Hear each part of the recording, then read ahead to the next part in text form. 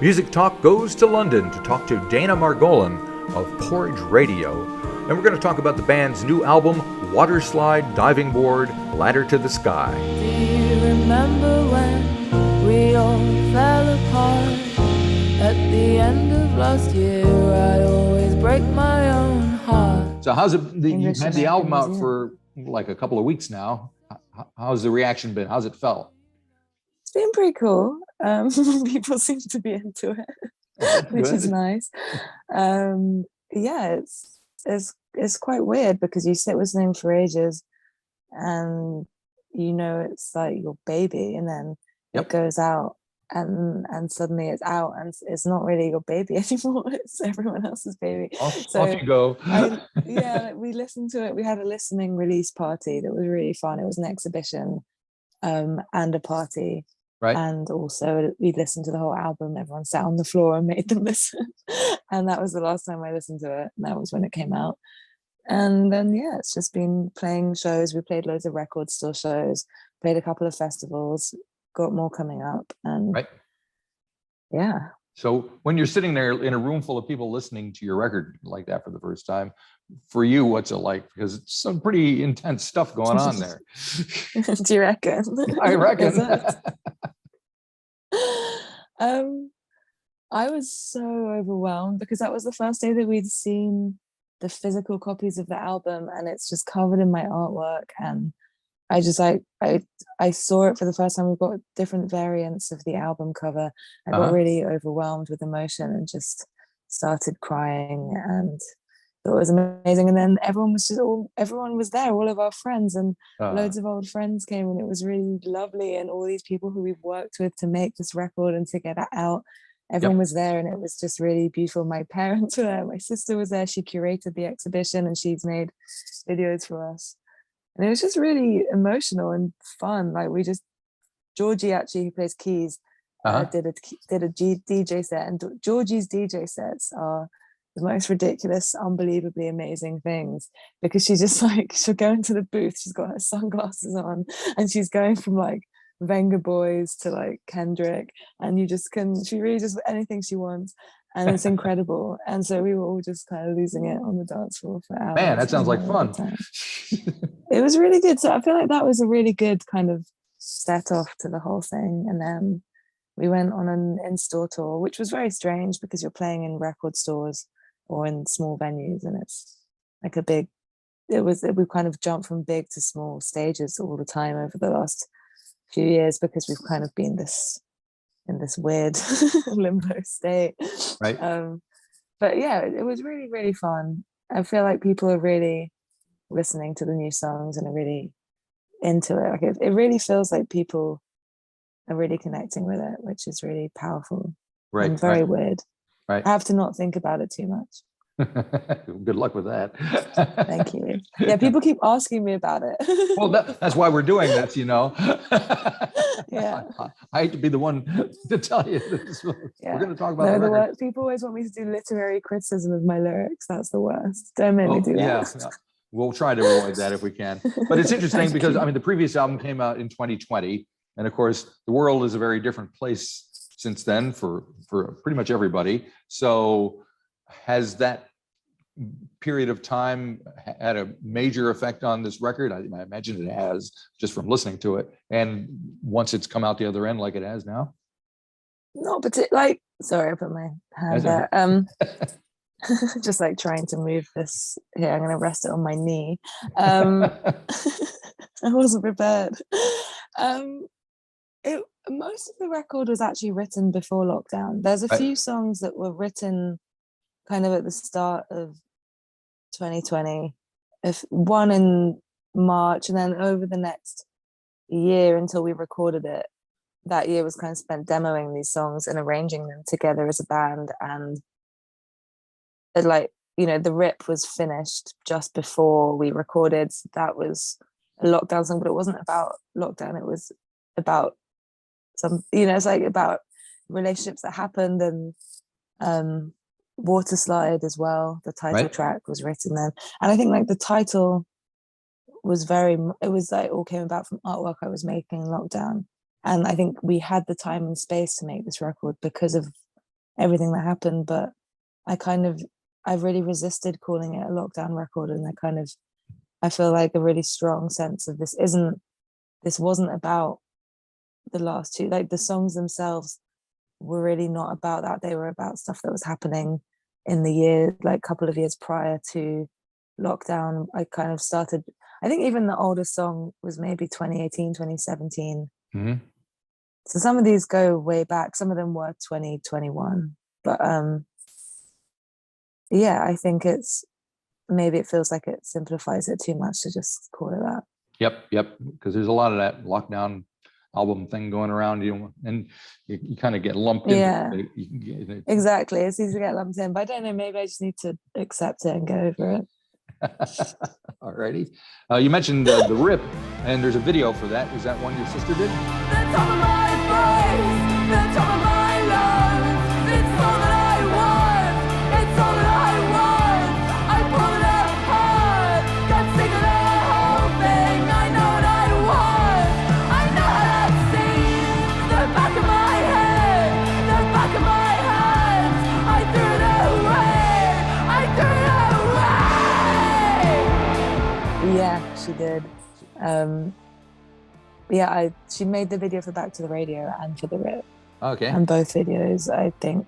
She did this really cool thing where she managed to completely capture the tone of that album, I think, visually across those two videos. Like there's something quite spooky about both of them, but Back to the Radio, she made really bright and bold and playful. And the rip, she made kind of terrifying and spooky and gloomy. She did a really good job. Yeah. So did two of you talk about the songs, the videos, how they relate to each other, or do you kind of assume that you know what you're talking about, what's going to happen? We're really, really close. She was a really big part of all the artwork I was making along the way. I always send her photos of pictures I draw or paintings I do, and she'll be like, I don't know, Dan. It's like maybe it's not quite right, or she'll be really supportive and be really she's really invested in the project and gives really detailed feedback, and she really loves it, and she really cares. So she knows what I'm doing, and she knew the songs already because I'd played them to her and sent her demos and sent her mixes along the way and sent her all the artwork along the way. So she was already a massive part of that journey, and she came up with both ideas on her own, but having been a massive part of the concept. So I felt like she took it her own way entirely, and she really created a whole visual world, but it was based on something that I'd already created and that she was already a big part of, which I think is the benefit of working with someone you're really close with. They really understand quite quickly what you're doing and how you're doing it. Like, she knows me so well because she's my sister. There you go. Best friend, so, you know. Well, I'm Back to the Radio. I mean, it starts out the album, and at the end of the video, you're climbing up a ladder. So it seems kind of symbolic of something. It was that her idea, your idea, and why is that song at the beginning of the record? Nothing at all.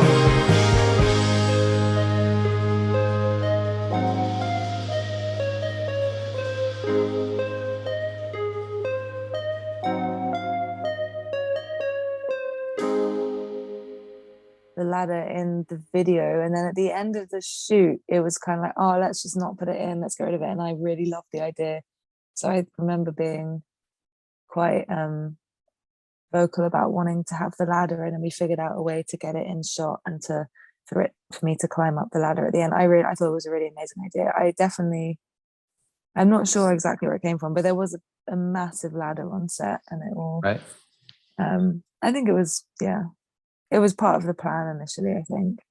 And yeah, it started out as it was the first song on the album because, I mean, when we came to arrange it as a band, I brought the song to everyone, and we it kind of instantly came together. Everyone heard this structure and chords and just kind of knew how it was supposed to go, it doesn't always work like that. Sometimes I'll bring a song to everyone and it'll take a while, and one person won't really get it and one person won't really like it, and it will take a long time to put together. But this one Back to Radio just kind of made sense. And when we were playing it, in the practice room, I remember us all talking about it and saying that it should either be the first song on the record or the last song on the record. Right. And that was before we even had a record.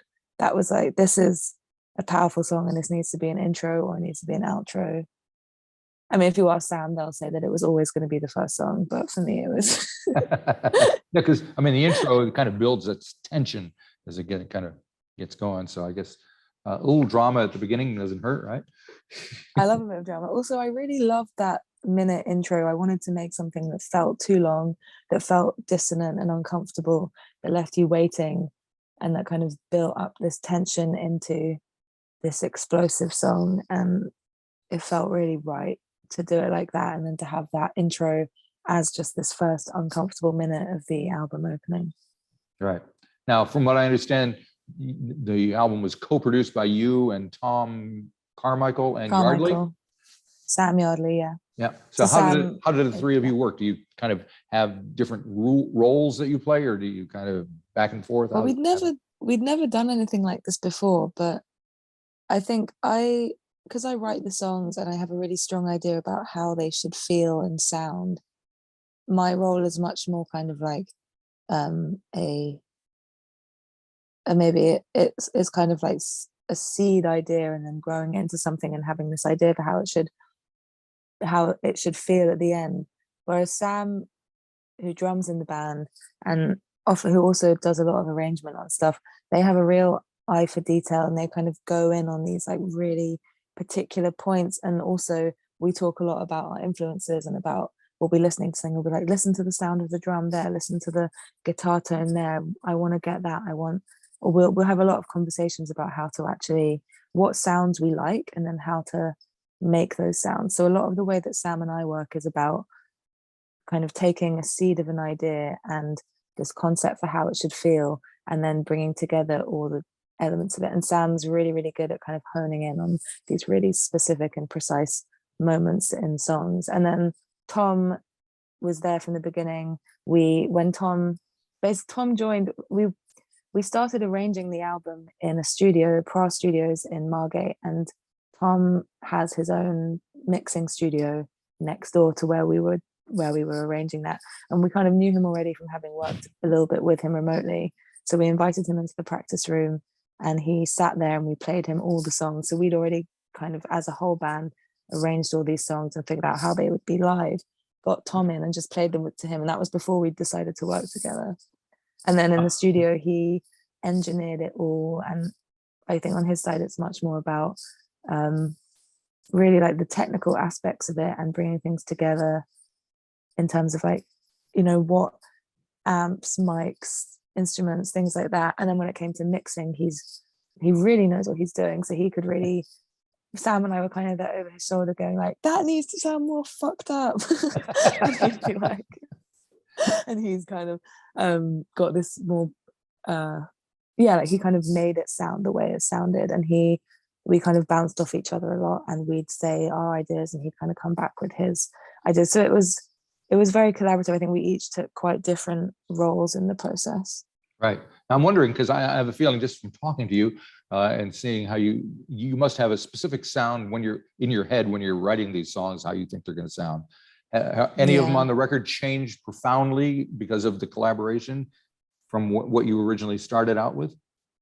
Yeah, I think all of them. I think, especially as well, like our other bandmates, Georgie and Maddie, when we all get into a room together, I always find that as soon as you bring other people into a room, a song changes and the way that you hear something evolves, and you get other people's ideas that just make something much more dynamic. And I think I always start off with this idea of kind of structure and melody and basic chords and impact, and I guess how I'm going to sing it and how I'm going to perform it and how it's going to feel. Like I know how a song feels, but I think as soon as everyone else gets involved, loads of things change about it, and there's always little moments and just things that develop in new and interesting ways that I don't think I could do on my own.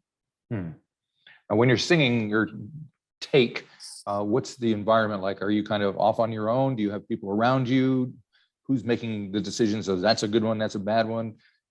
How does it work? I need to be in a room on my own, but I also need to know that it's a performance, because I definitely sing better when I'm performing. Like, it's just a completely different experience. So I'll be in one room, but I kind of don't want to be looked at, so I'll be like round the corner, and then usually I won't allow everyone into the control room. So Tom and Sam were usually in the control room, also Georgie, because she's got an incredible ear, and she and I harmonize a lot across the record, and also live we're always harmonizing. So she's a really big part of feeding back on what sounds good and what doesn't. And then I'm really adamant that I know when I'm always telling people to tell me if it's bad, and if people are like, no, that's good enough, I'm like, it's not good enough, I can do that better.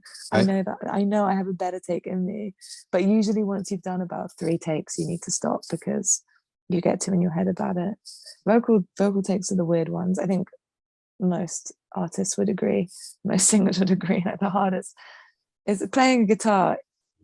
A guitar take, you can do 30 of them, but a vocal take, it's really 2 or 3, and then you gotta go away and do something else. Yeah. I just want to touch on Georgia's keyboard playing, especially the organ. Georgie. Georgie.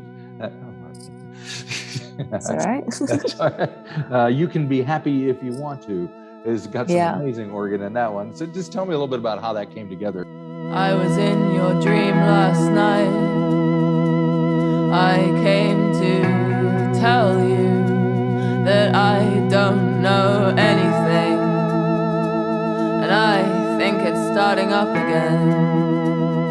You Can Be Happy If You Want To actually was one of the only ones that I had a really strong idea about most of the details before we went in to the room to arrange it together as a band. So I knew that it was going to be kind of held down by these long keys, and I knew that the guitar part was much more of a lead part, and that explosive bit in the middle, I knew that I wanted it in the middle to just go like circus sicko mode.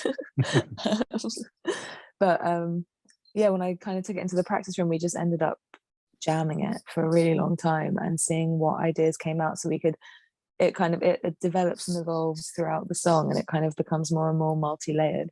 And a lot of those little ideas came about when we were just jamming it for a really long time. And also on the record, we got really excited about all the different synths in the studio, and there was a Hammond organ and a Wurlitzer and a grand piano, and then there's like a Juno and a Prophet and all these great synths.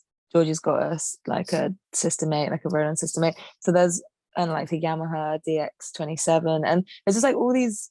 We love just like playing around with synths and keyboard sounds, and we had a lot of fun, or just kind of being like, okay, well, which sound is going to go here, and how are we going to make this sound the way we want it to sound, which was really, really fun. And on that song, it was just kind of like building up layer after layer of all these different ideas. And in the studio, it was really fun because, okay, I think that we need a trumpet, and also we need more keys, and I'm going to do a backing vocal now that's going to go underneath the other 3 backing vocals.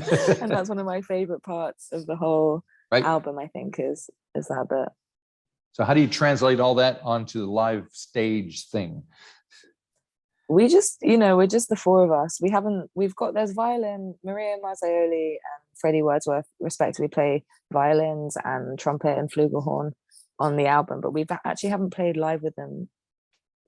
I don't think we've never played live with Freddie. We haven't played live with Maria, who was on the last album, for about a year. But live, it's just been Sam on drums, me on guitar at the front singing, and then Maddie on bass doing backing vocals, and Georgie on keys playing backing vocals, singing backing vocals. So it's kind of simplified, but I think we just work on the chemistry of it, and I think there's something quite intense that happens when we all get on stage together that is very out of our control. So yeah. And do you get much feedback from the fans during the show and after? Yeah, I think people usually tell me that they cry at least twice, 1 to 5 times. Yeah, I think the main feedback is that people are crying. A lot of the time, I think our audiences are quite unnervingly quiet, which I used to think meant they hated us, but I think actually means they're listening. Right. And they're intently listening and crying, which is, maybe not It's a lot. But yeah, I think people really, I mean, also, I guess people might, like, you never know what people tell you and what they say to everyone, but I think it means a lot to people. Right. Are you based in Brighton? Is that right? I live in London, but London. Maddie and Sam live in Brighton. Okay. Me and Georgie live in London. Oh, okay. I know that Nick Cave lives in Brighton, and Yeah. Does he still live in Brighton? I thought he used to live in Brighton. He doesn't keep me posted on day-to-day basis, but I'll text him. I'll see where you live. But I was thinking he's the kind of guy who also has people quiet and crying in their thing. I thought maybe it was a Brighton thing. Yeah, maybe. No, I don't think it is a Brighton thing. I think it's just being a being a saddo thing. Well, you seem like you're in a good mood today, so that doesn't like all the I laughing am. and Well, the smiling. sun's It's great. shining, you know. Yeah. Makes difference. Yep. So what are you thinking ahead to what you're going to do next musically? Today? Well, not in the, you know. Yeah, no, I am. I mean, I find it quite frustrating having no time at home. That's like the downside to touring a lot, is that I really, really love the time to just sit at home and to write and draw and make songs. And I find that if we're away back and forth all the time, I'm usually too exhausted to actually create. And so we've got a bunch of songs, and I'm thinking a lot about the production and about kind of where I want things to go, but it's all kind of up in the air at the moment. I think we're just going to focus on touring for a while, and I'll let those ideas brew. Ooh, can't wait to see what happens next. Very exciting. All right. You have to come down to this part of the world sometime. We would love to. I think we're hoping to next year, but it's obviously everything is They're just opening up now. Precarious. I think I'm going to my first overseas act show tomorrow night. So where you go? Oh, what are you seeing? Is it Lucy Dacus? Oh, great. So nice. Enjoy. That would be amazing. We have a great Lord local last scene, night, but you know, there's only so many times you have to see everybody. So yeah, exactly. I went to see Lord last night. Oh, did you? Oh, did you? So yeah, a little bit of cultural exchange. Exactly. Very It was good. incredible. Excellent. All righty. Well, thank you for doing this. It's been fantastic. Good luck with everything. Thank you very much. And enjoy your chicken dinner. I'm gonna. Thanks a lot. All right. See you later. See ya. Bye-bye. Bye.